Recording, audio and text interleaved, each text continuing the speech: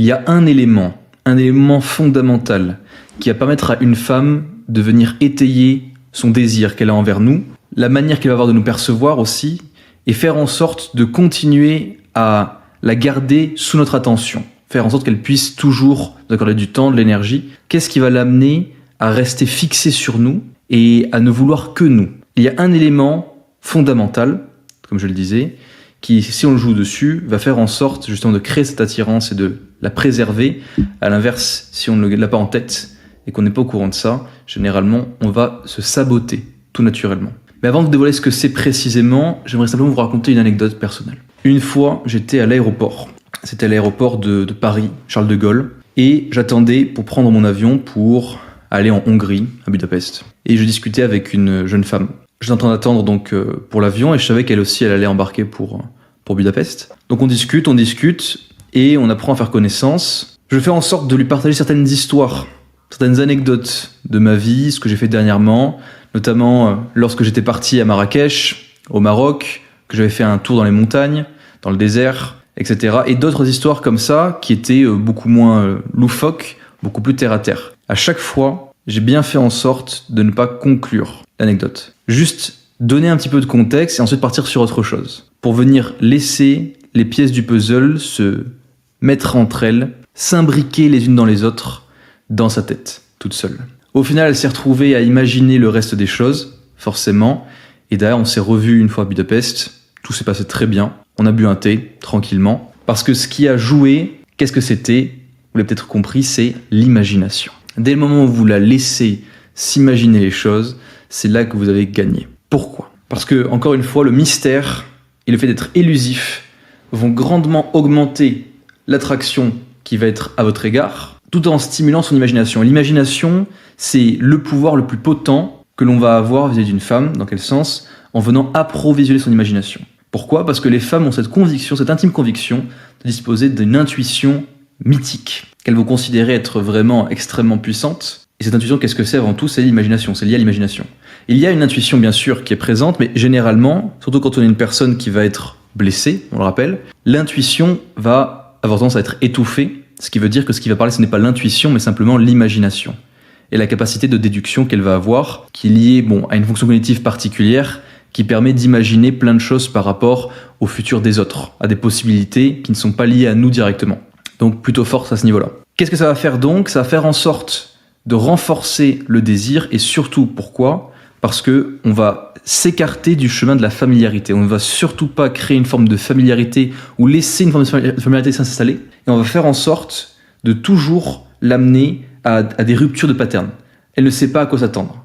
On lui donne une base avec nos mots qu'elle va pouvoir percevoir et comprendre, donc une base sur laquelle elle va se dire « Ok, c'est intéressant, je vois un petit peu qui il est ». Et par nos actions, notre manière d'agir, on va montrer des aspects différents. Et ce qui va jouer grandement aussi, et ça on va le revoir ensuite, mais c'est le fait pour une femme que de sentir que l'on plaît en tant qu'homme à d'autres femmes. Et c'est notamment pour cette raison que des hommes qui sont en couple vont généralement beaucoup plus facilement attirer l'attention d'autres femmes que lorsqu'ils sont célibataires. C'est une énergie qui change, vous voyez?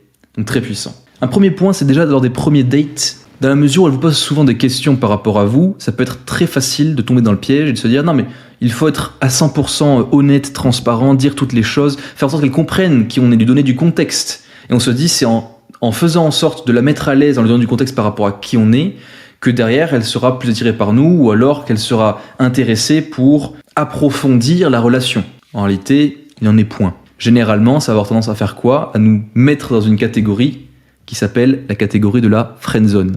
Voilà ce qu'il se passe. Et ça, étant homme, vous comme moi, nous l'avons tous vécu. C'est quelque chose d'assez déplaisant d'ailleurs, parce qu'on se dit mais qu'est-ce que j'ai mal fait? Qu'est-ce qui s'est passé? Pourtant, j'ai été honnête, j'ai été sincère, j'ai été tout ce que les femmes disent souhaiter. Effectivement. Et si vous vous accordez sur ce que les femmes disent souhaiter pour faire en sorte de les attirer et de créer cette attraction chez elles, alors vous faites fausse route. Parce que elles n'ont pas, et d'ailleurs en fait c'est généralement le propre de l'être humain, nous n'avons pas une perception individuelle qui est suffisamment claire, précise, pour savoir exactement ce que l'on désire réellement, d'accord?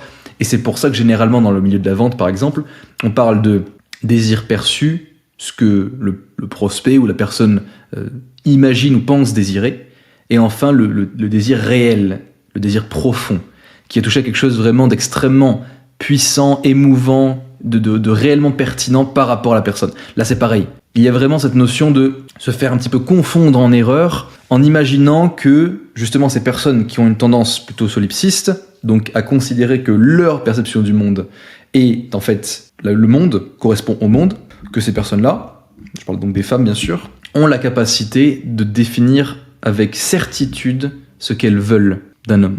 Malheureusement, ce n'est pas le cas. Donc basez-vous sur des actions et non pas des mots. Et là, pour le coup, il s'agira de plus être dans le mystère, garder une part de mystère, faire en sorte de les laisser penser, imaginer à des détails que vous ne partagez pas, pour faire en sorte qu'elles puissent se sentir un petit peu comme ça, sur la pointe des pieds, et jamais la laisser entre guillemets sur les talons, dans le sens à plat sur le sol, tranquillement. Imaginez-vous par exemple que vous êtes comme un dealer de drogue, non pas au sens strict du terme, mais au sens littéral, ou plutôt au sens imaginé, en faisant en sorte de partager certains bouts de vos histoires petit à petit, mais sans raconter jusqu'à la fin, en faisant en sorte donc de laisser ce qu'on appelle des boucles qui sont ouvertes.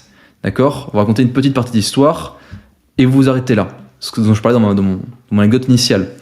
Pourquoi ? Parce que comme ça, elle va être dans l'attente d'en savoir plus par rapport à vous. Ça, c'est un petit jeu. Il ne s'agit pas de le jouer constamment et non-stop, bien sûr, mais de temps à autre, ça va être très puissant. Une autre fois où justement j'ai eu un rendez-vous qui était extrêmement intéressant, j'ai déjà raconté plusieurs fois, mais c'est vraiment, je dirais, une des anecdotes fondatrices de la compréhension du psyché féminin. Un des rendez-vous qui s'est le mieux placé pour moi et où fondamentalement tout était possible, c'était lorsque pendant 1h30 de date, je n'ai répondu que à 3 questions au total.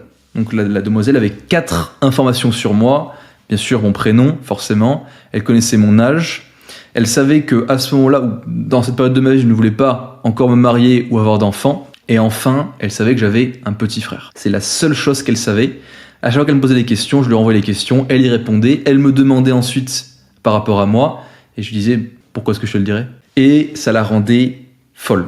Donc extrêmement puissant. Il ne s'agit pas bien sûr de faire ça pour toutes les femmes, tout le temps, constamment, mais pour venir tester un petit peu l'extrême et prendre du recul par rapport à la chose et voir à quel point vous allez attirer l'attention, il peut être extrêmement puissant que de le faire comme ça de manière extrême une fois, pendant un date. Et le dernier point que j'aimerais évoquer, dernière technique un petit peu, c'est utiliser l'art subtil de l'implicite. D'accord ? Faites en sorte de parler de vos situations, de vos histoires, de manière à impliquer des émotions chez la demoiselle.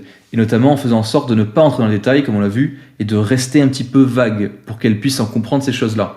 Et de jouer un petit peu sur le mystère qui se dégage là-dessus. Faites en sorte de la faire deviner des choses. Pareil, très puissant. Plutôt que lorsqu'on vous pose une question de répondre du tac au tac, faites-la deviner. Et vous verrez à quel point est-ce qu'elle sera beaucoup plus attirée par vous. Une précision pour tous ceux qui pourraient y trouver du tort.